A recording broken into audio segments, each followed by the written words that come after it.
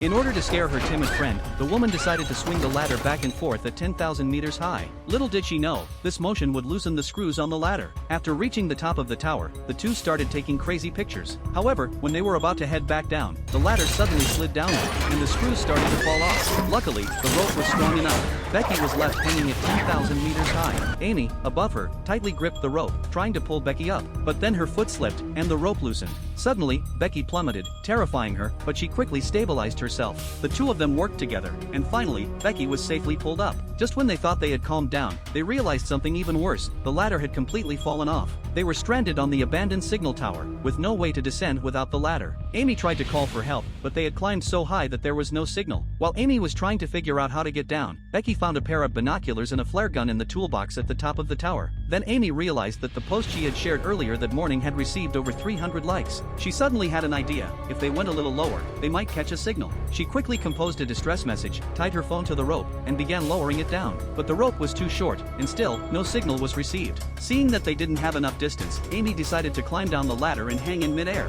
She released one hand, trying to lower the phone even further. Becky was gasping nervously, and Amy was running out of strength. But still, no signal came through. Exhausted, Amy had no choice but to climb back up. At that moment, Becky suddenly realized something. The signal might be available at the base of the tower. They just needed to get the phone to the ground. So Amy stuffed the phone into her shoe and used her bra to protect it. They then began the long wait. Hours passed, but no help came. Just as they were losing hope, Amy spotted someone at the base of the tower. The two of them were thrilled and screamed for help. But the distance was so great, no one could hear them. As the man walked farther away, Becky took off her shoe and threw it down. The shoe hit the ground with a thud, but the man didn't notice. So, she threw the other shoe down. This time, the shoe hit the steel frame and made a noise. The man heard the sound, but when he picked up the shoe and saw no one around, he casually tossed it aside and quickly walked away.